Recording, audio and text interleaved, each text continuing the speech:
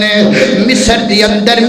اندر ایک نوجوان بڑا خوبصورت سی، وہ دی آواز بھی بڑی پیاری سی، آواز بھی سونی، آپ بھی سونا، آواز بھی خوبصورت تھی، آپ بھی خوبصورت ہے۔ وہ دے تقوی دیاں تمہ پورے مصر دی اندر پنگا ہوئیاں نے، ادان کہندہ تے لوگ روک کر کو دی ادان دی آواز سنیا کر دے، وہ دو سپی کرتے ہویا نہیں سن کر دے، ایک کچھا چبوترہ دے کھلو کر کے ادان کیا کر دا، ایک دن ادان کہن وابتے چڑھے تا ورطان جدو پہنچے تے کھڑا ہو کر کے ادان کہندہ ہے، ادان کہندہ ہے تو حیاء الصلاح کیا ہے، تے نظر پہیے تھلے یا جناب عیسائیاں دا کھارے، عیسائیاں دی ایک جوان بچی جناب بیٹھی ہے سین دی اندر، بڑی خوبصورت لڑکی دے چہرے تے نظر پہ گئی، بے خبدے نالو دے حسن دا سیر ہو گیا، بے خبدے نالو دے حسن دا غلام ہو گیا، ادان مکمل کی تھی نماز بھی نہیں پڑھی تے سیدھا دا گھر چلا گیا، دروازہ کھٹکھٹایا، اتفاقاً اسے بچی نے دروازے دے پوچھیا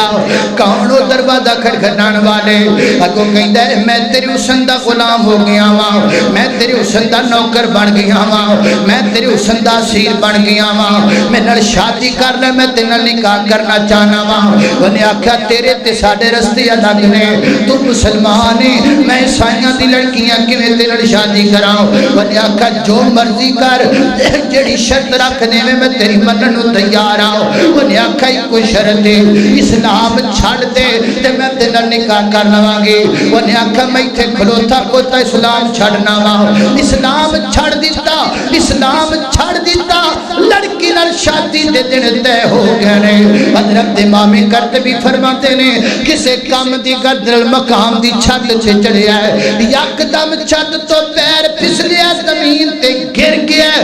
مر گیا، نہ ادھر کے رکھے نہ ادھر کے سنم، نہ خدا ہی ملا نہ وصال سنم، نمازاں بھی گئیاں، اداناں بھی گئیاں، تہجداں بھی گئیاں، نیکیاں بھی تباہ ہو گئیاں، محبوبہ بھی نہ مل سکی، اور جن جسم سے اپنی مرضی چلائیے اور دی دنیا بھی تباہ ہو گئی ہے، اور دی آخرت بھی تباہ ہو گئی ہے۔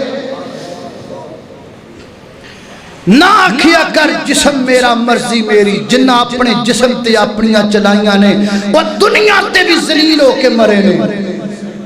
تے جنہ نو دنیا تے ذلت لبی انہاں نو آخرت جنت کتھے لبنی ہے۔